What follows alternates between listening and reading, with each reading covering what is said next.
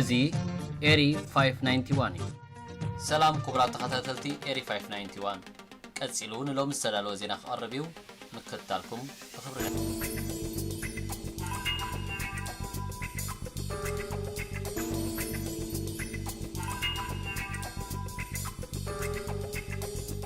ኣሜሪካን ኢራን ኣብ ማእኸላይ ምብራቕ እናገደደ ዝኸይድ ዘሎ ወጥሪ ንምፍታሕ ኣብ ዝመጽእ ሰሙን ኣብ ፓኪስታን ቀጥታዊ ዝርርብ ከካይዳ እየን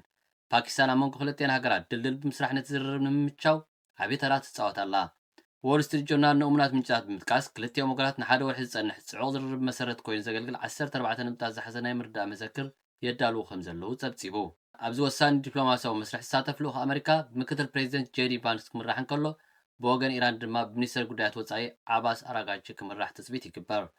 ፕሬዚደንት ኣሜሪካ ዶናልድ ትራምፕ ዋይት ሃውስ ንጻውዒ ሰላም ካብ ኢራን መልሲ ትጽበላ ክብል ኣብቲ ንሲኤንኤን ዝሃቦ መብርሂ ገሊጹ እንተኾነ ዋሽንግተን ክሳብ ሕጂ ወግዓዊ ምላሽ ከም ዘይረኸበት ኤቢሲ ኒውስ ጸብጺቡሎ እዚ ድማ ብወገን ኢራን ናይ መወዳእታ ዝርርብ ይካየድ ከም ዘሎ ይሕብር ብዘይካ ፓኪስታን ቀጠር ኣብ መንጎ ክልቲአን ሃገራት ዘሎ ዓብዪ ጋግ ንምጽባብ ምስጢራዊ ዲፕሎማስያዊ ጻዕርታት ዳግማይ ከም ዝጀመረት ይግለጽ ኣሎ ቀንዲ ዕላማ ናይቲ ዝርርብ ቀጥታዊ ተጻብኦታት እተን ሃገራት ከብቅዕ ኣብ መጻብ ብሆርሙዝ ዝነበረ እገዳ ምልዓል ኣብቲ ዞባ ነባሪ ሰላም ንምምጻእ እዩ እዚ ተዕውት እንተኾይኑ ኣብ ዓለማዊ ዕዳጋ ነዳድን ኩነታት ጸጥታን ርኡይ ምርግጋእን ለውጥን ከምጽእ ትጽቢት ይግበር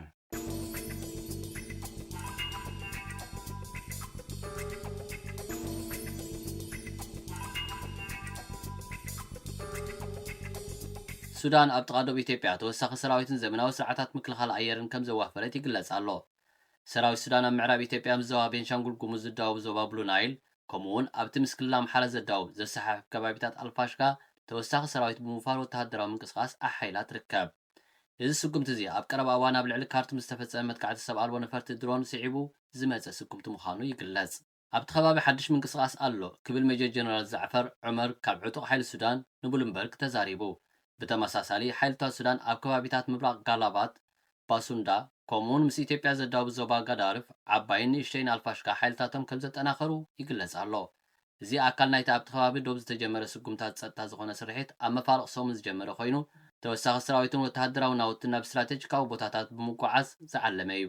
ብወገን ኢትዮጵያ መንግስቲ ነቲ ዝቐረበሉ ክሲ መሰረት ኣልቦ ብምባል ብትሪ ነፂግዎ እዩ ኢትዮጵያ ኣብ ውሽጢ ጉዳያት ሱዳን ጣልቃ ከምዘይኣተወት ብምግላጽ ተዋጋእቲ ወገናት ሱዳን ካብቲ ንኹናት ሕድሕድ ዘጋድድ ነድሪ ዝመልኦ ቃላት ክቁጠቡ ኣተሓሳሲባ ሱዳን ንኢትዮጵያ ምስ ሓይሊ ቅልጡፍ ደገፍ ብምትእሳር ክትከሳን ከላ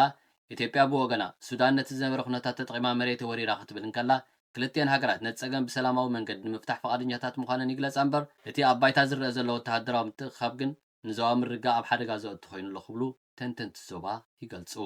ሚኒስተር ጉዳያት ወጻኢ ሱዳን ሙሃዲን ሰሌምን ወሃቢ ቃል ዕጡቕ ሓይልታት ኣሲም ዓወድ ዓብደልዋሃብን ዝሓለፈ ዞሙን ኣብ ዝሃብዎ ሓበራዊ ጋዜጣዊ መግለጺ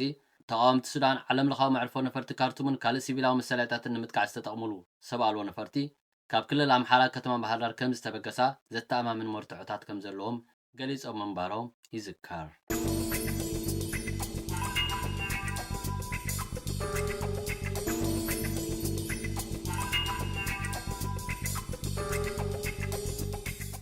ፕሬዚደንት ኢማራት ዓረብ መሐመድ ቢን ዛይድ አልናህያን ግብፃዊ መዘኑ ዓብደልፋታሕ አልሲሲን ኣብ ኢማራት ዓረብ ዝርከብ ወተሃደራዊ ማዓስከር ግብፂ ከም ዝበፅሑ ሚኒስተር ምክልኻል ኢማራት ዓረብ ኣፍሊጡሎ እቲ ሚኒስትሪ ብዓርቢ ኣብ ወግዓዊ ናይ ትዊተር ገጹ ኣብ ዘውፅኦ መግለጺ ክልቲኦም መራሕቲ ድልውነት እቲ ወተሃደራዊ ማዓስከር ስርሒታዊ ዓቕሙን ዝተፈላለዩ ብድሆታትን ንምግጣም ዘለዎ ድልውነትን ከም ዝገምገሙ ሓቢሩ ናይቲ ሓይሊ ናይ ውግዕ ዓቕሚ ንምድልዳል ዝካየድ ዘሎ ፃዕሪ እውን ገምጊሞም ብመሰረት ሓበሬታ ማዕከን ዜና ኤሚሬትስ እቲ ዑደት ኣብቲ ዞባ ንዓበየ ዝኸይድ ዘሎ ስጋታት ጸጥታ ኣብ ዝረኣዩ ዘሎ እዋን ድልውነት ውግእን ናይ ምውሃድ ዓቕሙን ኣብ ምርጋፅ ዘተኮረ እዩ ነይሩ ክትብል ገሊጻ ፕሬዚደንት ግብፂ አልሲሲ ትማል ሓሙስ ናብ ኣቡዳቢ ዝኣተዉ ኮይኑ ኣብ ኣህጉራዊ መዕርፎ ነፈርቲ ኣቡዳቢ ኣብ ዝበፅሓሉ ፕሬዚደንት ቢን ዛይድ ድሙቕ ኣቀባብላ ገይሩሉ ፕሬዚደንት ግብፂ ኣብ ዘውፅኦ መግለጺ ግብፂ ምስ ሕቡራት ኢማራት ዓረብ ዘለዋ ምትሕግጋዝ ደጊሙ ኣረጋጊጹ ኣብ ዝቐረባ እዋን ኢራን ኣብ ልዕሊ መሬት ኢማራት ዘካየደቶ መጥቃዕትታት ዝኾነነ ኮይኑ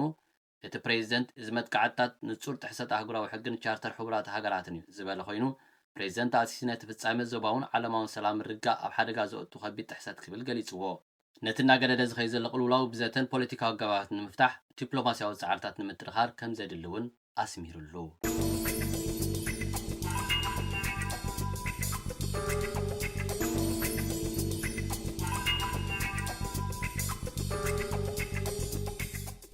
ኣብ መወዳእታ ኩነታት ፖለቲካ ትግራይ እናፀበብ ዝኸደሉ ዘሎ ግዜ أملا تقرأي زركبا ختماتات النوسان زوباتات استقامال زلوا محتم كغيرة تأزيزن بيت مخرح وعزم محلالفو وسانن دكتور دبليتسن وقعو بريزنت خوين سرحو مسم جمارون سيعيبو أب كلنا أب تقرأي زركبا بيات صحفت منقص استقامال زنبرا محتم كغيرة تحبيرو هنا الله مسارة تحبريتا فتن بيت صحفتات منقص استقامال زنبرا قزيهم محدار تقرأي زبل زنبرا محتم دوب مبال بحدش بهراو كلاو منقص تقرأي زبل كتكو تأزيزن الله እቲ መምርሒ ካብ ትማል ዓርቢ 8 ጉንበት ጀሚሩ ተግባራዊ ክኸውን ዝተሓበረ ኮይኑ ካብ ዕለት ጀሚሩ ዝኾነ ወግዓዊ ደብዳቤ መንግስቲ በቲ ናይ ቀደም ዝተባህለ ማለት ግዜያዊ ምሕዳር ትግራይ ዝብል ምጥቃም ኩልኩል ምዃኑ ተሓቢሩሎ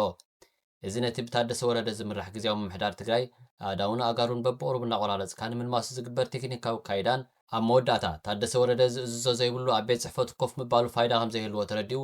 ብዘይ ምድፋእ ባዕሉ ከም ዝገድፎ ምግባር ምዃኑ ተዓዘብቲ ይገልጹ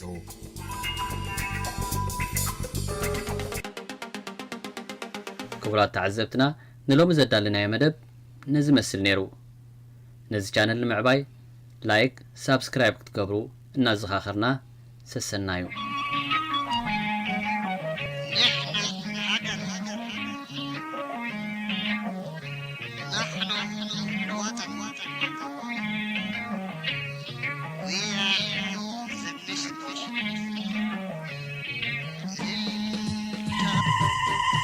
إزي إيري 591 إيري 591 نيرترا كبابن عالمنا بزقدسو زينان كالا قدس في الساميتاتن كومون بهلاون محبراون مدبات زغرب يوتيوب channel إيري 591